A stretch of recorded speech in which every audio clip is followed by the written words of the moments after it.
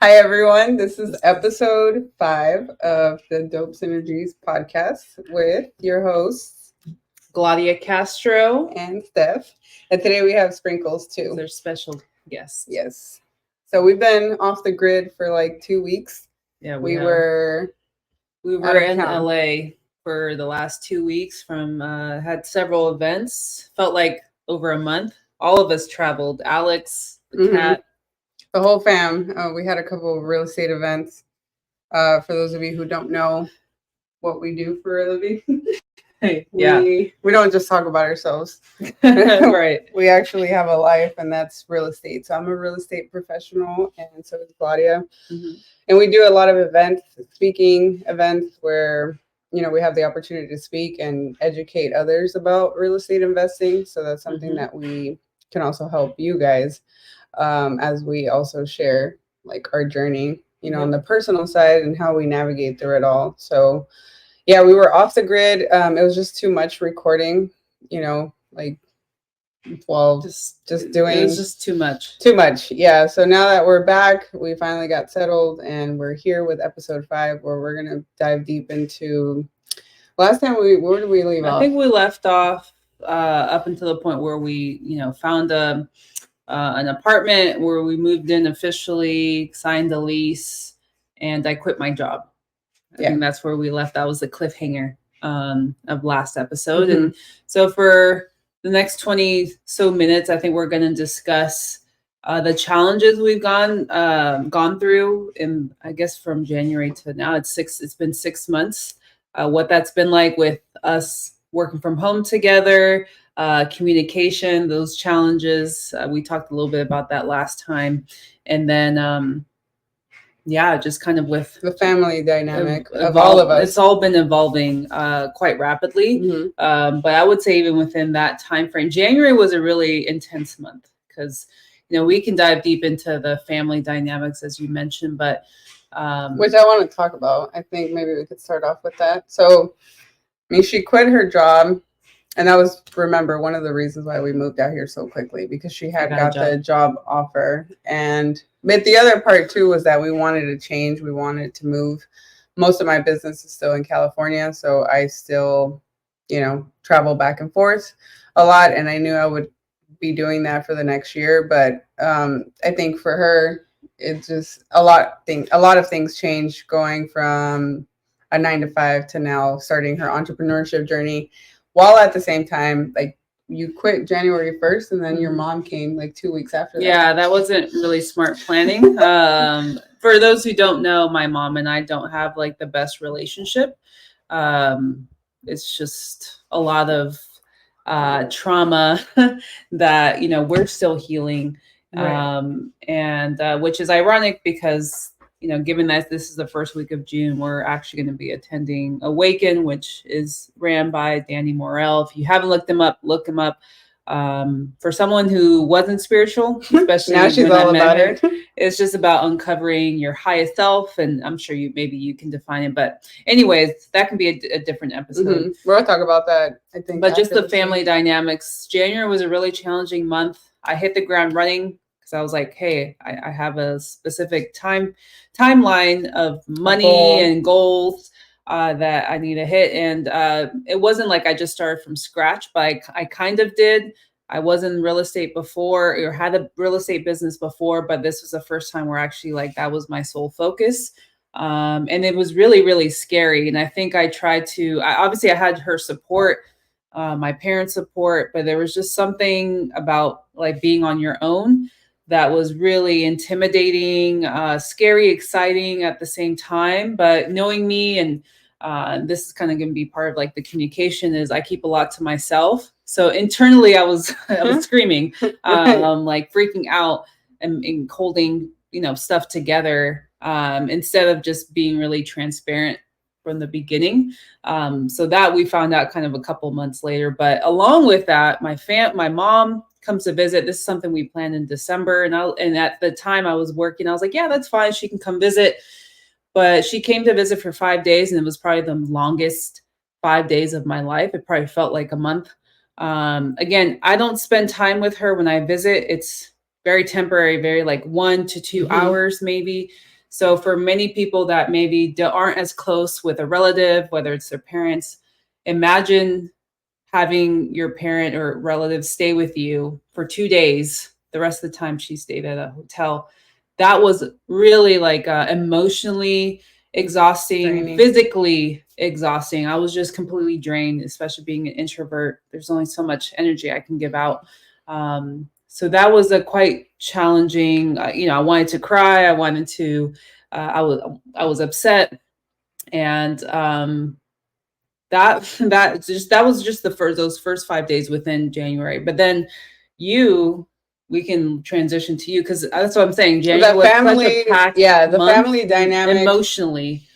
Yeah, so on my end, while she's going through her own struggles with the relationship with her mom, and we want to touch on the family dynamics because as a gay couple, I'm just now being exposed to this whole world of coming out and what that feels like. I should say my mom doesn't really accept that's a big, I probably left that out. That's the main reason why they don't. And I was married, mind you, and it was never. I was married in the past, and that was something that like her mom has known that she's been gay for years, and she still doesn't process it, doesn't accept it, but somehow wants to keep the relationship with Gladia, and just pretends to be oblivious to the fact that she's straight up gay, right?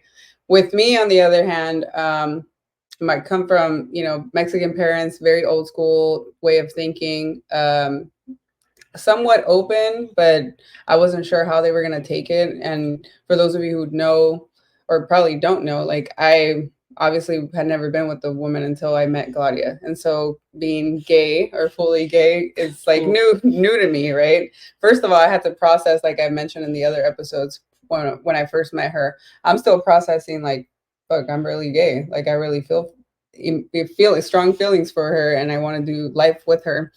So I had to process that. I'm still processing. You're also, I still don't know yet. Yeah, right. No, I know for sure. But in me knowing that, we had a trip that I was going to go speak at a real estate event in February, and so I decided her mom had just left. And so that was like mid-January. So we're about 2 weeks out from, going to the academy where I'm going to speak at in LA. We're here in Miami, and I was having a conversation with her, and she's like, maybe you should just tell your mom. We had this whole schedule planned out. I was like, yeah, we're going to take Alex. I'll drop him off with my mom. She'll help us out for those couple days. Her and I will have a good time. I'll come out and everything's going to be kind of fine in my own delusional world. Like that's what I knew it was going to be awkward, but I didn't know how things would unfold. Right. So I texted my mom and let her know that I had found someone. I just texted her and said, hey, I found someone. And her response was, oh, congratulations. Take care of yourself. Wish you nothing but the best. And then my next text to her was, but it's not a man. Fucking crickets. It's a dog. Yeah, it's a dog. It's a cat. That's all I said, and I left it up to her. So I didn't really say like the words I'm lesbian or I'm with a female, but she kind of put two and two together because at that time she would see my Instagram stories, and moms can tell, like they can tell when something's up. I myself am a mom. You can tell when something's up with your kid. And I also wasn't hiding the fact that I was gay. So I was posting pictures. I mean, you and I were traveling everywhere. Yeah, you promotes me. I really do. I do a really each other. Yeah. So I wasn't hiding it, but I also wasn't I wasn't telling her clearly. And I think that text made it clear. Like, it ain't a man, then who the fuck is it? Oh, it's that girl who she's been seeing in the stories, right? Mm-hmm. So crickets. I don't hear from her in about a day or so. My mom has a very, going back to communication, will understand why we communicate in a certain way, based on our upbringing. Now that I'm more self-aware, I kind of dug deep into that, but we'll get to that point right now. Point is I didn't hear from her, and I knew that was already a red flag. Part of me was hopeful that she would accept, that this is my reality right now, that I am gay and I want to do life with her. And I'm not doing it in a way to hurt her feelings or the way she thinks, right? Well, she totally took it the wrong way and started telling me about everything and how I'm going to hell and how what we're doing is wrong. And, she's on top of this, she add another layer of her being super Catholic. And she's going through this phase, right? She's never been this way. So she's also going through this phase, and it's taken me to get to know my mom all over again from this like faith slash fear based mentality where it's like under God's eyes, what we're doing is like the most disgusting, more horrible thing that you can possibly imagine, right? So I got to the point where it was excessive messages and I had to block her, and really for my own peace of mind and my own healing journey, just completely, cut off all communication with her, which is really sad. But I think even before that, before me coming out, we already had a rocky relationship with me and my mom, and with my mom and I. Made me cut ties with my dad too. I was like, well, if she feels this way and she's going off on me, I can only imagine her being in my dad's ear at that time. So I cut them off. And that in itself was a whole other journey. I'm still living through that journey because she's still very upset. She's still very mad. And I'm just kind of on the, keeping my boundaries up, which is something that as Latino parents, they don't accept or understand. And that's kind of the journey that it's taken me on. And at that same time, her and I were having issues on communication, right? Mm-hmm. The way I was raised was many times she would just give me the silent treatment whenever she was mad. So I found myself, one, never really being committed to somebody. And now that I was committed to somebody, it makes you like face, your communication style. And I would go completely like quiet mode and you ignore the silent treatment. Yeah, I would give her the silent treatment down. And it's completely shut down. Which is what I feel like it's a bad, any combination, but it's a bad combination because I'm a people pleaser. That's something in my self-awareness growing up through my trauma was like, I was the mediator, making sure everything was okay. You were the adult. I was always the adult at a very young age and just calming everyone down, or I don't want to see any conflict or any, because that was my way to just cope with issues. So when you add that to somebody who shuts you down, you're like, oh, what did I do wrong? And it affects you, affects your energy. And if your energy is down, then it affects me on like, what did I do? And like, I just wanted to make sure she was good. So I'm asking her, hey, are you okay? Like every 5 minutes, which probably makes it worse. Made it worse for me because the last thing I want to do is talk, right? Right. But I think we took a step back and I was like, you know what? I'm really committed to making this a great experience for us. Like if we're going to live together and we're doing all these things to be committed to each other and give ourselves the best life that we can together, then like I have to level up my communication style because this is just not going to work. Like if I keep giving her the silent treatment every time I feel uncomfortable or I don't want to share something, then it doesn't serve either one of us, right? Like I'm holding it all in. She doesn't know how I feel. And so we're just going based off of assumptions and then like this weird ass energy. Because when I get quiet like that, the whole room can feel it. Yeah. And I don't think it's happened ever since we talked about it, right? Like I think we've had disagreements, but I've also learned to give you space.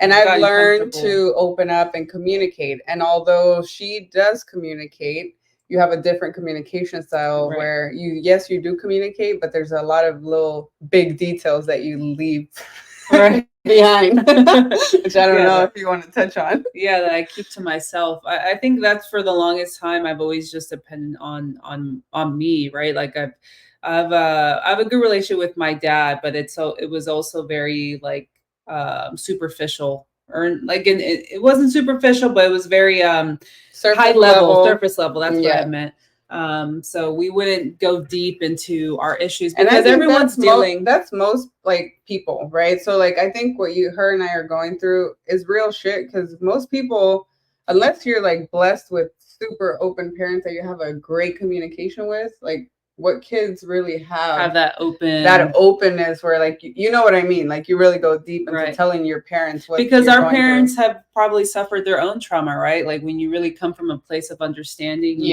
you learn that it's not even about you. It's like they're dealing with their own demons or their own past that they probably have either aren't self-aware or haven't really attacked it, right? Or like really approached it. When you get to that level, I think is when you really start just understanding life and not taking shit personal. Like at first I was really upset, about my mom's situation. And I still, to some extent, get emotional, but then the logical side or the healing side of me is more like understand where she's coming from.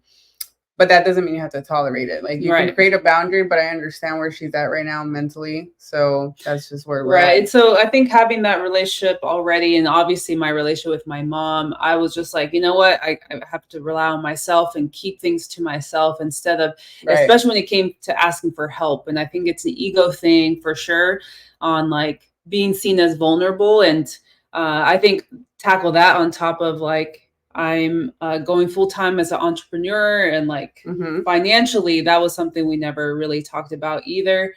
In my family, it was always like they would, you know, say save, or do this, but it wasn't like this is how you should do it. So I went in with no tools really, and so when it came to kind of asking for help or even asking for money, I hated doing that too with my parents.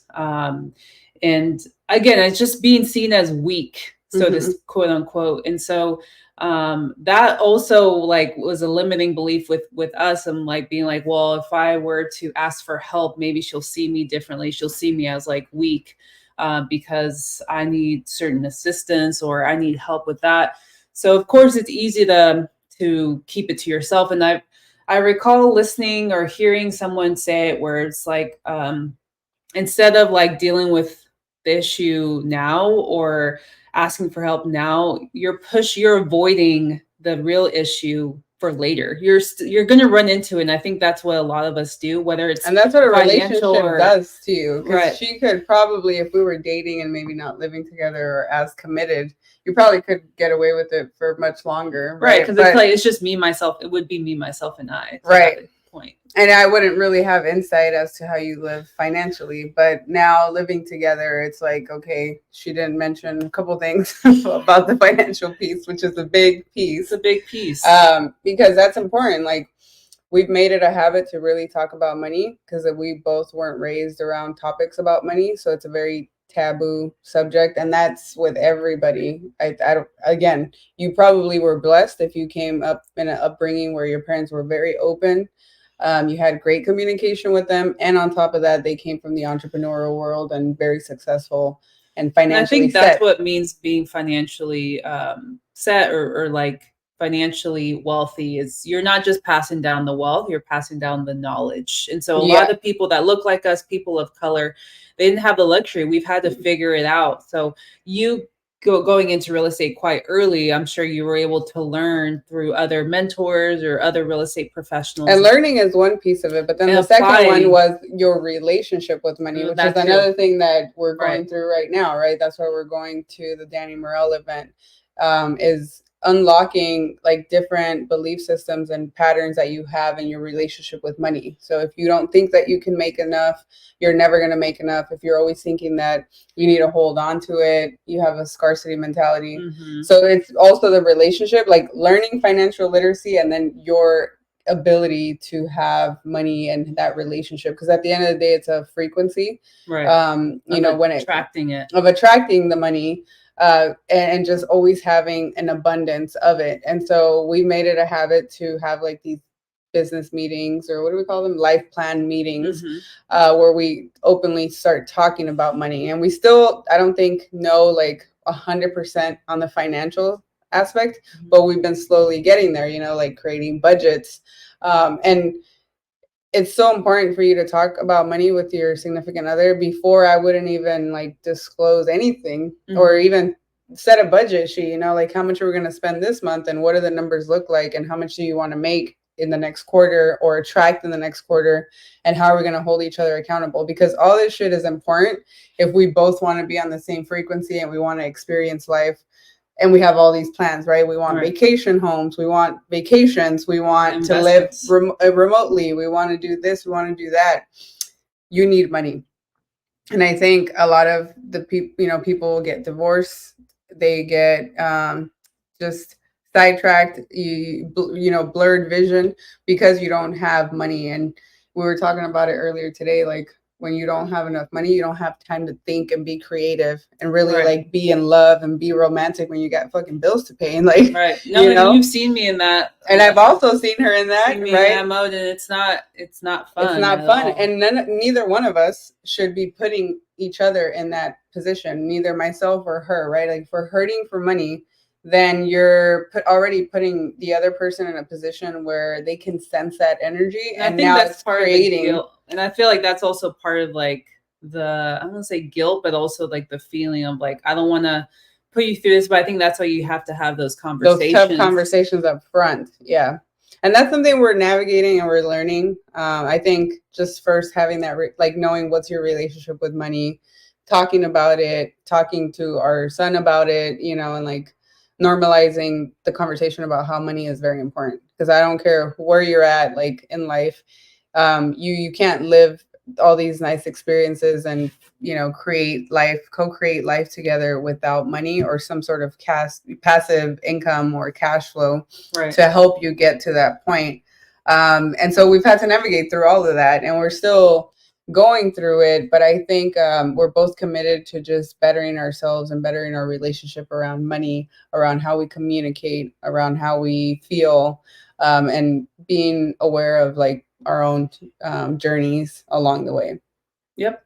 Yeah. I mean, I think we can maybe, I think we unpacked a lot already in those 20 minutes, but I challenge everyone here listening, if you do have a relationship, are married, to really take a look at yourself first on like, what's my relationship with money? How, you know, what's my, and in that also, like, how have I navigated that conversation with my loved one, with my partner? Because I think it's really key, if you are committed, you do want a long lasting relationship, is to have those conversations, as tough as they are. Believe me, coming from me, who keeps a lot of things to themselves and who is working on not like, you know, doing the complete opposite and just being open. And I think if you have that relationship already with your loved ones, they should come from a place of understanding, right? So if you approach it that way and not being judged, and I think for me it's also that people pleaser of like, I don't want to say something and they're going to react. That's not the kind of person that you want to be with anyway. So we're also trying to give ourselves grace around, you know, throughout this journey, and that if she's like, you know, going out of her way and out of her comfort zone to open up to me about something like so personal like that, I, on the other hand, have to come from a place of understanding where, hey, we'll figure this out together. I appreciate you opening up, and we are a team.